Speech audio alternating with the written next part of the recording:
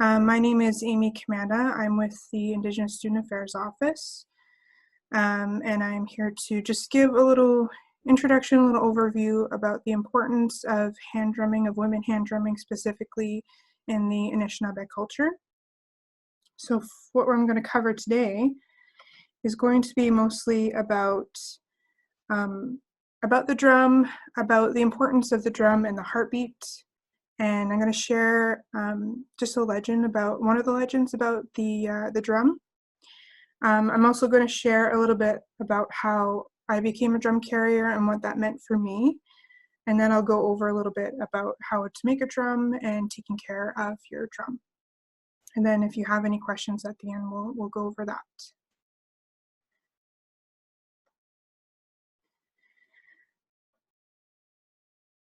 Oops, Daisy.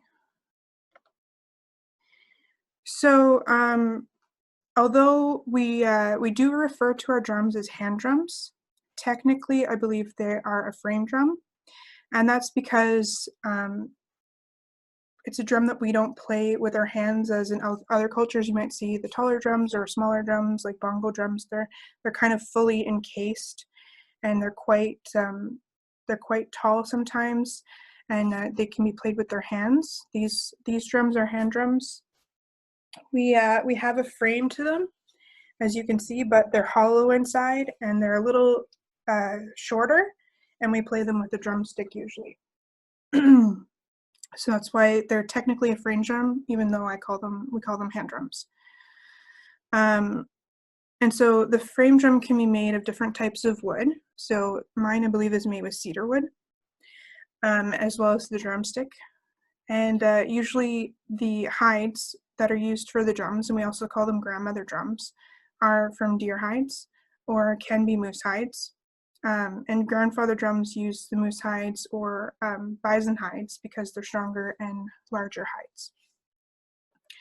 So hand drums come in different shapes and sizes. There are ones that are completely smooth and round. If Natalie was here, she could show you yours, although I do have a picture of them, I believe. Some might have slight edges to them, like in the picture there, you might see there's one round one, and there's one with kind of edges to them, might be like 10 to 20 sides. I've seen really small ones, some that are made for children and babies to play with and get started, introducing them into hand drumming.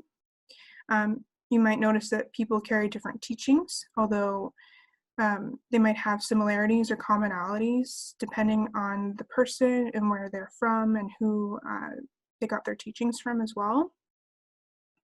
There are drums that have been birthed, such as mine, that are referred to as grandmother drums, and then there are drums that are called community drums. So community drums are usually used for educational and cultural learning. And the important point to make in the beginning of the workshop, which I'll get into detail soon, is that there's a level of responsibility involved in caring for drums, no matter what kind of drum they are, because we consider our drums to be living beings. They may not be human beings, but they're non-human persons. So it's important to acknowledge that they do have a spirit and that they do require a certain level of care. So you can find drumming in many cultures around the world, although, like I said, it might look different from place to place. In Anishinaabe-kwe, we call the drum an odewegan, and we can break that down into smaller pieces of language called morphemes, because Anishinaabe-kwe and other indigenous languages are often polysynthetic languages. So that means that they are a language that is typically full of smaller, very versatile, flexible, adaptable pieces of language that can be strung together to form words very, very easily. So in a way, you can think of it as in the way that we talk in English with compound words. Compound words are different, smaller words that can be put together to create a new word. So within the word odewegan, we have ode, which is roughly translated to the word heart. We have we, which means sound, and gun, which can mean an object or vessel. So when we put it together, it can be roughly translated to mean the object or the vessel that emits the heart sound. We have other examples with the morpheme de for heart, which is zong de, he is strong-hearted, ak de, he or she is brave or courageous, and mede wechige, he or she plays music. And you can see how all of these verbs are related to the heart. And they are related also to the emotional connections that we feel, which are connected to the heart.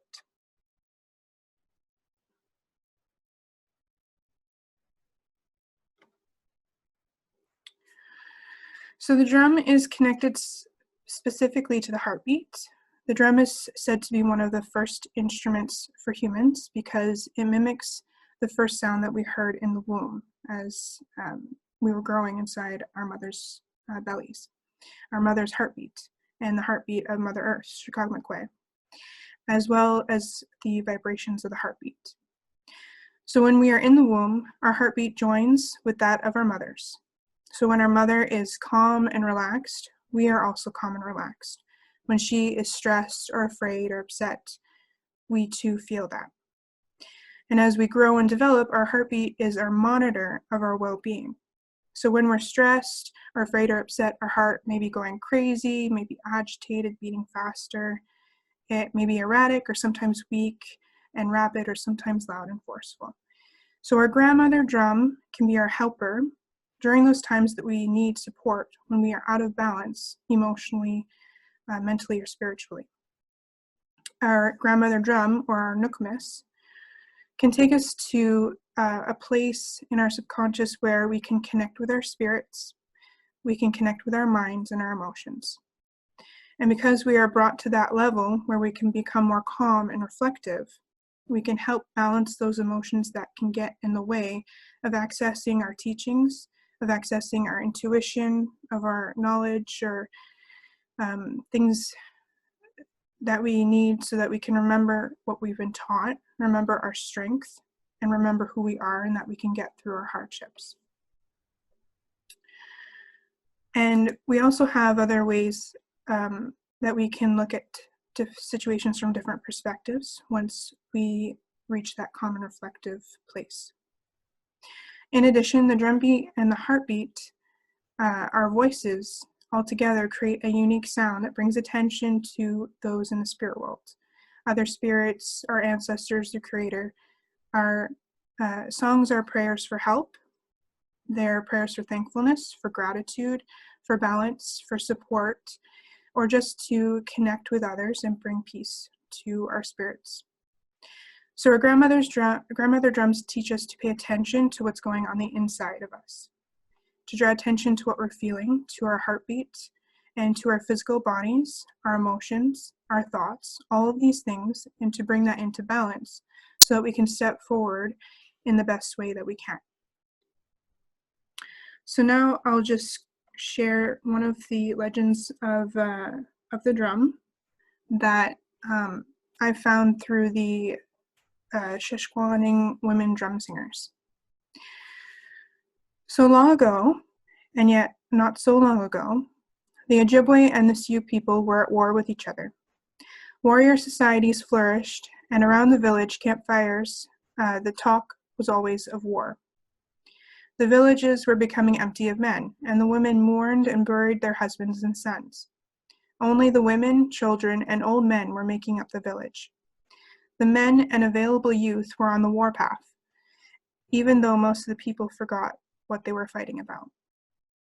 In one of the villages, there lived a little girl who was tired of war.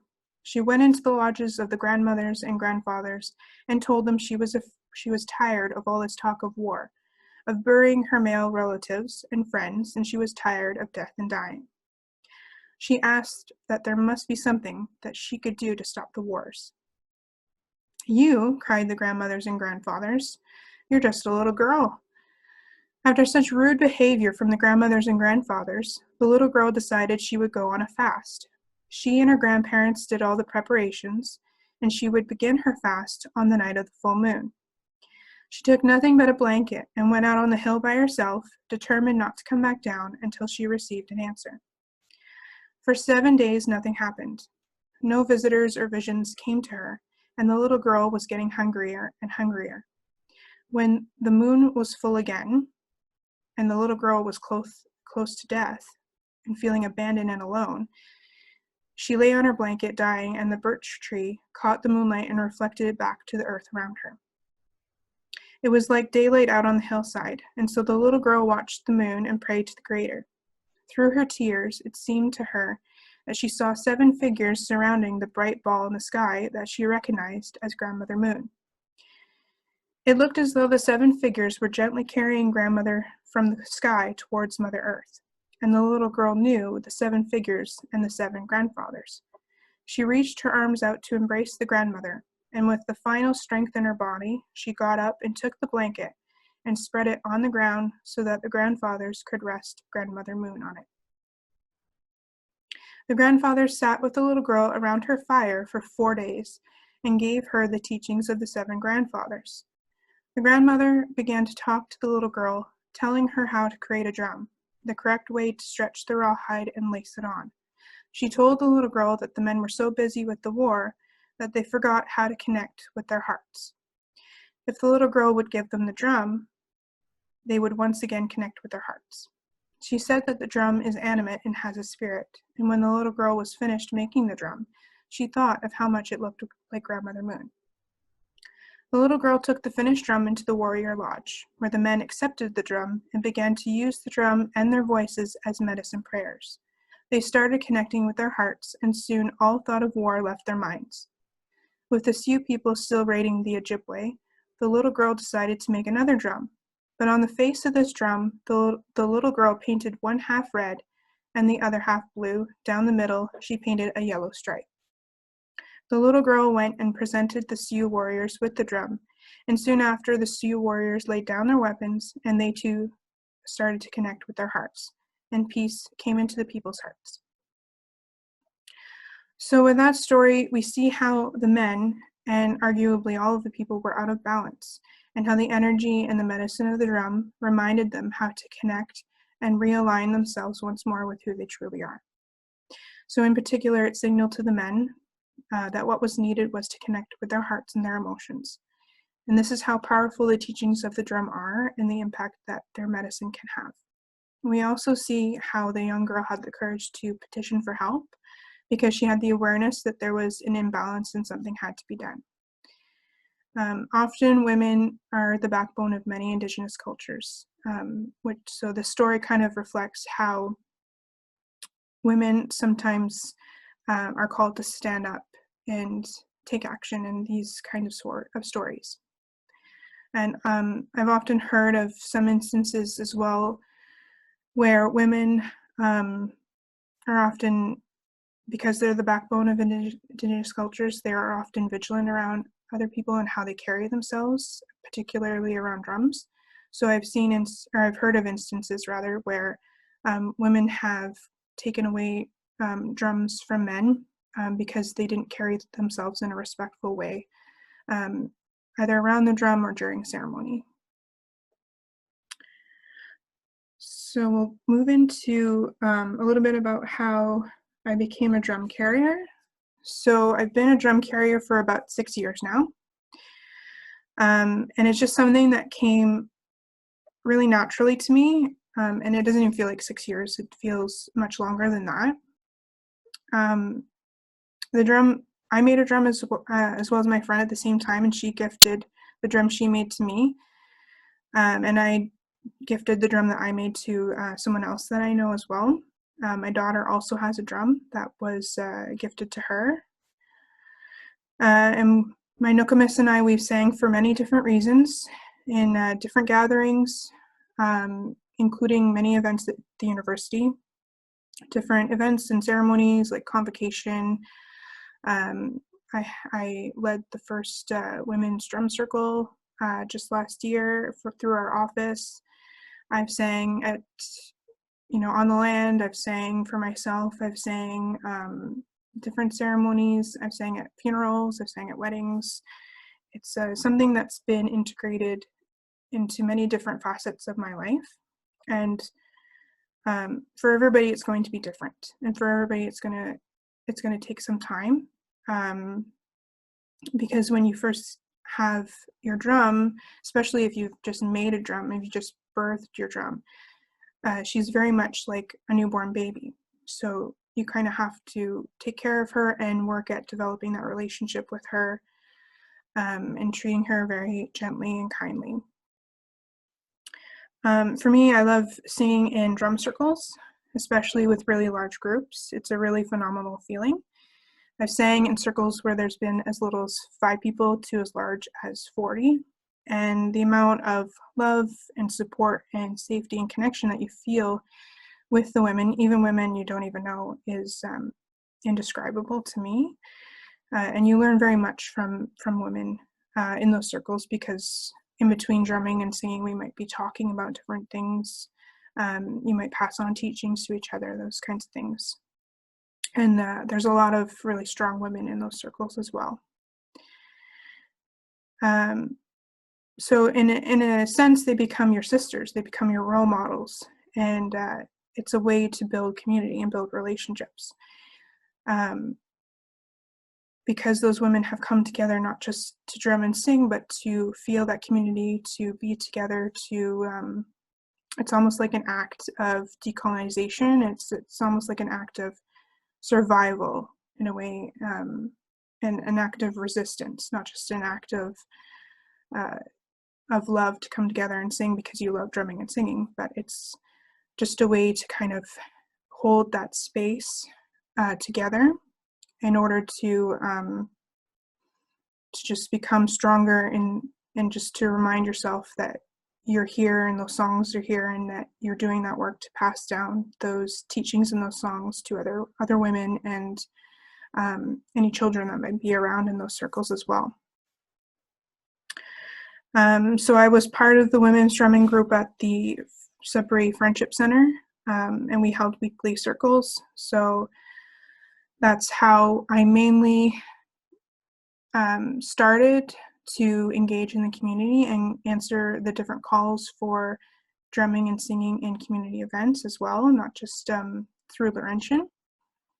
I've come into community at different protests and rallies, Take Back the Night, Black Lives Matter recently, other such things.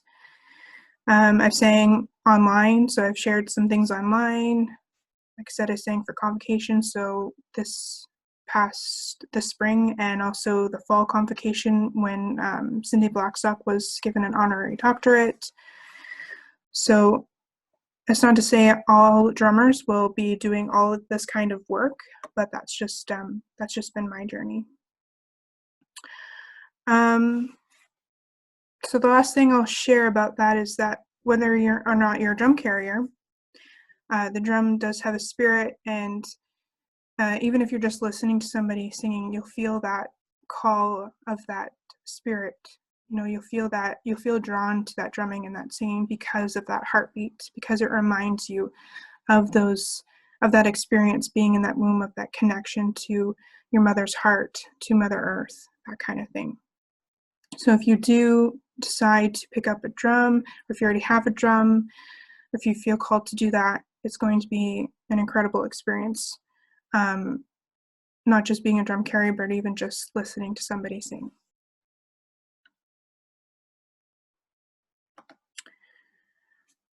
So in terms of making a drum, it normally takes around 2 days when you're doing it through a workshop. That's just the putting it together part. That doesn't include preparation like drying time or the birthing ceremony. That takes a few extra days because you do have to soak the rawhide. Like first you have a big huge piece of rawhide and you might cut it into the circle for the face of the drum, and then you'll have to cut some strips of rawhide to do the lacing, which you see in the picture, which is behind the drum, which attaches the rawhide and stretches it so that it stays put after it dries. So normally you would take all that rawhide and you would soak it into the water for up to 4 days, and you would change the water daily to prevent it from rotting. That will soften up the rawhide because it's quite stiff and dry when you first have it, so that it can be stretched over the frame. There's different lacing patterns. So in the picture, you can see there's the first one on the left is the drum that I made, which I did a dream catcher lacing pattern in the back. That was the drum that I gifted to somebody. And then the other one is another photo. So you might see some lacing where they have kind of just spokes going all around. And then some people have teachings regarding how many different spokes you might see. So you might see 16 spokes, so a group of 4 in each direction for the 4 directions. Like I said, you can also do dream catcher pattern as well. And after you're done the lacing, you can weave it or wrap it in the middle to create some kind of handle. And there's different ways of doing that, as you can see in the photo. You can also dye the hide of your drums, different colors. Some people use different kind of berries, like strawberries or blueberries for different colors. You can paint your drum. I recently painted mine, finished painting my drum. So my drum has the tree of life, and there's some meaning behind that as well. So people usually paint something that's meaningful to them onto their drum sometimes. The frame of the drum represents the circle. It represents unending movement, different cycles, such as the cycle of life, from infancy to adolescence and adulthood to elderhood, back to infancy. It can represent the seasons, represent the day cycle, so day turning into night, night turning into day, the 4 directions. The hide of the drum can be, like I said, deer hide, moose hide, bison hide, even seal hide. Most grandmothers, like I said, use deer hide. Most grandfathers use moose or bison hide. And it's the hide that mostly gives the drum life. And this is because the animal has sacrificed their life so that we can live. And it's in our teachings that we use all of the parts of the animals for many different things, not just for sustenance. And so when we sing with our drums, we have to honor that sacrifice and that demonstration of caring that the animal gave to us. And the drumstick has also some teachings. Some call it the arm of the creator. Some call it the thunderbird stick, or some call it the sister of the grandmother. And even though you can decorate the drumstick, such as I did a little bit of beading, I have a little bit of fur, there's some hide, some fringe. Usually you don't decorate the head, you just have it wrapped so that it doesn't interfere with the sound of the drum. Also, you should keep the drum in a room that has a stable temperature to dry after you have laced it and put it together. And this can take up to 4 days. And normally you would turn the drum a quarter turn each day so that it can dry evenly. And often you will hear your grandmother drum start to use her voice. You might hear some kind of unique pinging or cracking sounds. It's hard to describe during the time that it's drying. So when they're in another room, you might hear it. It's a really neat sound. So after your grandmother is finished drying and she's ready, you would have a birthing ceremony. So just like it sounds, you would have a ceremony, or you might invite some people. If you did a workshop, maybe all the people who made their drums would come together, and you would have a feast. You would have traditional foods. You would do a smudge plate and prayer for the water and the food. Invite the spirits to come in. You would sing a song for each of the drums, and you would hold, when it's your turn to birth your grandmother, you would just stand with her in the middle of everybody singing to the grandmother, and you would hold your drum up, and you would have a little bit of tobacco offering sprinkled on top of your drum, and people would drum around you. They might drum underneath your drum, and you would see the tobacco kind of dance on top of the drum because of the vibrations of the sound. And so afterwards, you would take all that tobacco and you would put it in a cloth and create a little tobacco offering, and you would attach it underneath your drum. Much like you see in the photo on the left, I have some tobacco offerings underneath there. and you would change that tobacco a few times a year.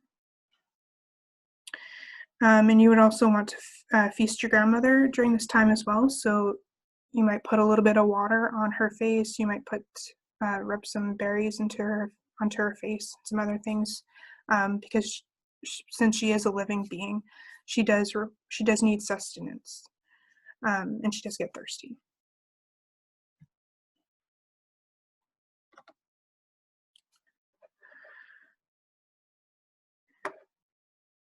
So as a drum keeper or drum carrier, you're going to want to develop that relationship with your Nokomis. And you're going to want to bring her to ceremonies and gatherings to sing with her whenever there's a calling for it. You're going to want to, let her fulfill her purpose to her fullest potential, like you would use your own voice to support others and support the community. Being a drum carrier or a drum keeper, you might be called to become, a role model and walk that path with your grandmother with humility, to pass on the knowledge, to pass on those teachings to the next generation. It's best to talk with your grandmother often, because she's full of wisdom and she'll always be there to support you as long as you treat her with respect.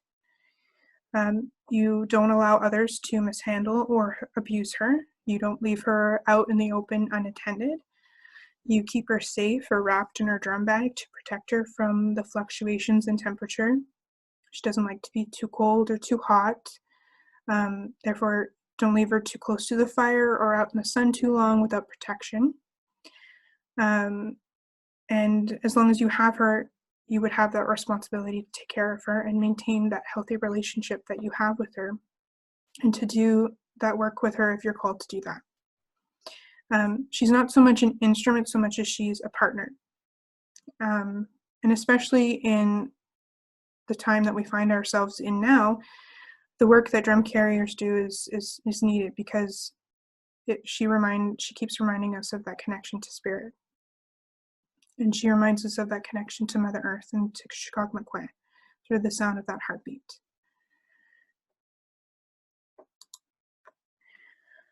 So even though you don't need to necessarily be a drum carrier to identify with these teachings and for them to have a place in your life, it's something I think we all can identify with. And it can be even more powerful for women because of our innate spiritual and emotional connection that we're born with. I shared a little bit about teachings behind our voice and its sacredness not too long ago that I shared through our Facebook page. And I spoke about humility and about how our words have power and have an immense impact, both positive and negative. So therefore, even though our secret voices are a gift that we should be able to use and express ourselves freely, we still need to take care that we speak in an informed and authentic way with humility and respect. So I'm just going to share a song with everybody, and afterwards, if anybody has any questions, they can ask them.